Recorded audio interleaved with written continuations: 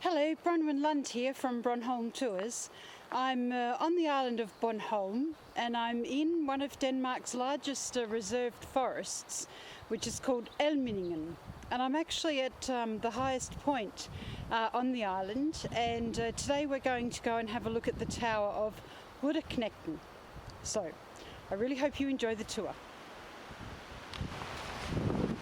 We're going to walk up to the tower just so you can get a feel for where the tower is sitting in relation to the forest, and then I'm actually going to turn the camera off and climb up the stairs, because I don't think you want to hear my huffing and puffing as we're walking up the stairs, and I'll turn the camera back on again when we're at the top, and then we'll have a look out the top of the tower. And then we'll come back down again and do a little walk through the forest afterwards. So that's the plan for this tour. But first, it's pretty windy today, so I hope you can hear my voice. But what I wanted to do was just read out a little bit of the history of the tower and why it's actually here. And it's actually called Rytterknægten, which is, I guess, Rytterknægten is what Danes call the squire, who assisted the knight with his armoury and various weapons. But if a knight couldn't afford to employ a squire, then to help him onto his horse, then he would actually use a large stone. And there's a theory that the tower was actually named after these stones that are about here, because they look like the stones that would have been used to mount a horse.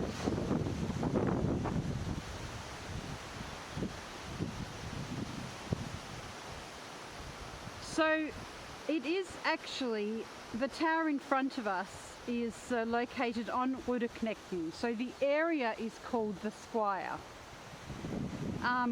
The actual tower is Kongemindet, which means in memory of the king. It was designed by Gottlieb Bindesbøll and commemorates the 1851 visit of Frederick VII of Denmark and Countess Danna. The 12.6 metre structure was built by appreciative Bornholmers in 1856 and financed entirely with Bornholmer resident donations as reverence to the King and the Danish royal house. It bears an inscription expressing the Bornholmers' thanks for the visit, stating that it would be called Kongemindet, or Royal Memorial. Translated into English, the memorial task Translated into English, the memorial text on the plaque reads, "In remembrance of His Majesty King Frederick VII's highest presence on this island from 8th to 16th of August 1851, with his wife, the Bornholmers, out of subjectorial reference, erected this building in the year 1855 and gave it the name Kongemindet." The tower's granite masonry is decorated with lion heads and originally had one staircase. As the forest grew higher, obscuring the view, the tower was extended in 1899 by steel scaffolding a further 9 metres, reaching a height at the top of 184 metres above sea level, which marks the highest point in Denmark.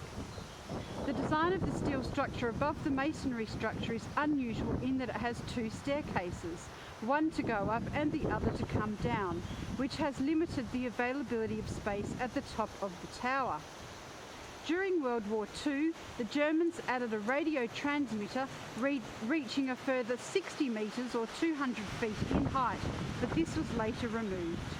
The tower has also been used for radar equipment, especially to monitor Russian movements during the Cold War. The tower is used in the spring for ornithological observations. So it actually has views over the entire island. So see you at the top. So it's a very windy day today. I'm not sure how much you can hear my voice above the wind.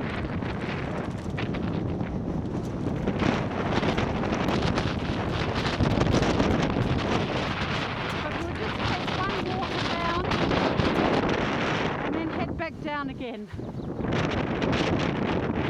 It's very early in the morning, so the sun is rising in the east, and we have some pretty significant surveillance towers and bits and pieces going on, and that's actually because Bornholm is considered the fist of Western Europe. It's the most eastern point of Western Europe. We're only 300 kilometres away from Russia, and we're 90 kilometres north of Germany, in the middle of the Baltic Sea.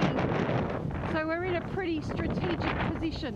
Now you can see here we have the two staircases, and the one on the right is the one I just came up, and the one on the left over there you can see the small sign that says Nelgang, and that means the downstairs. So let's take the downstairs and have a little tour through the forest around the tower.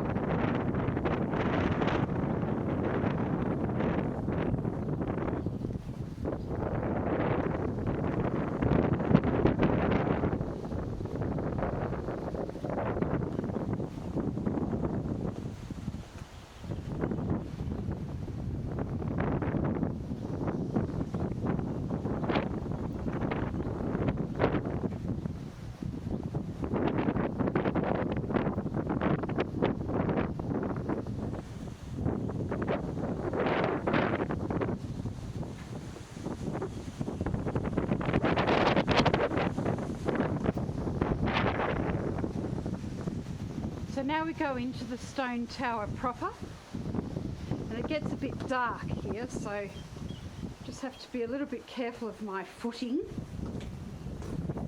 Now there's a kiosk here. It's rather a cute little kiosk, and I haven't actually sampled any of their wares, but I have friends who tell me that they make a mean melted cheese toastie, and their coffee is very good. So I'm going to have to come back and try it one of these days. Now it's a bit dark here, so I just have to be a bit careful of my footing.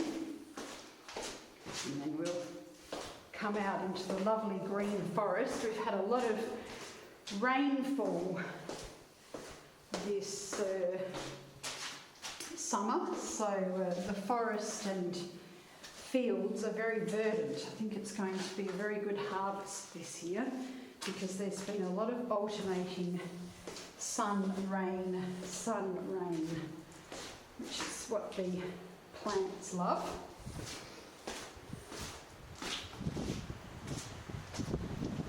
So here we are out at the bottom of the tower again, and here's our lovely little kiosk. Closed at the moment, of course, because it's very early in the morning. And then we have paths going off in various directions, but we're actually going to take the path that goes down to Gamlebor, or Old Castle Ruin. It's quite a pretty path. Off to the left and the right actually is a whole series of mountain bike paths. And it's actually quite an excellent and renowned mountain biking area, this area. So a lot of people come from all over the world to do these tracks.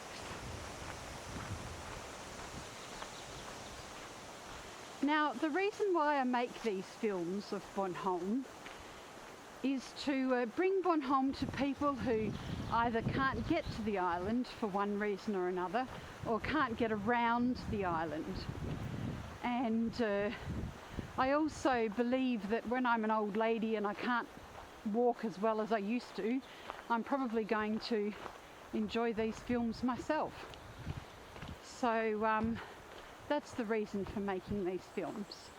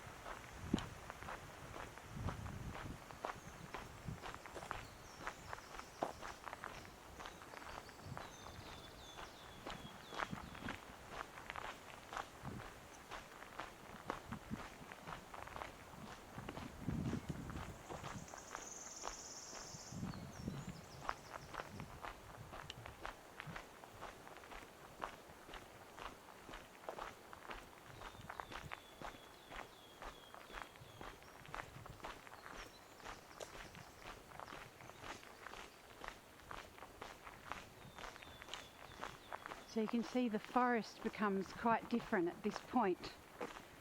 Before we were sort of walking through a fair amount of pine and fern forest. And actually the path back there that veered off to the left goes out to the little castle ruin, Lillebor it's called.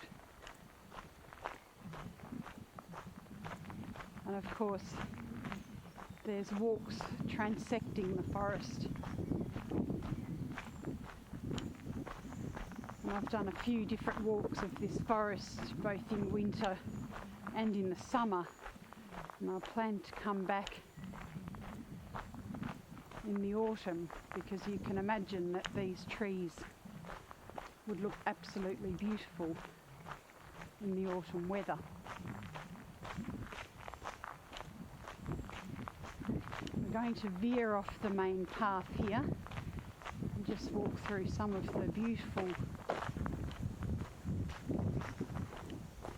forest before we come to the ruin of Old Castle, or Gamlebor as it's called in Danish.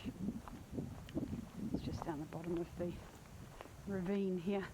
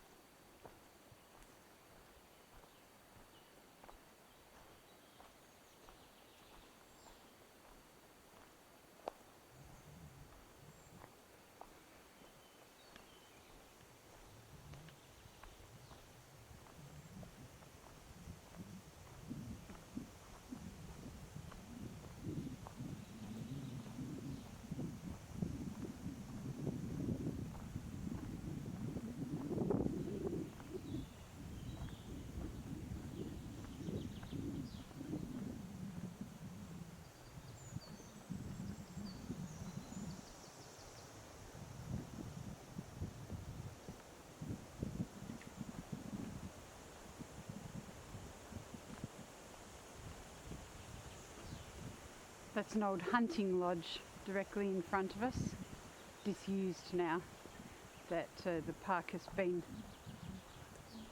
forest has become a reserved forest.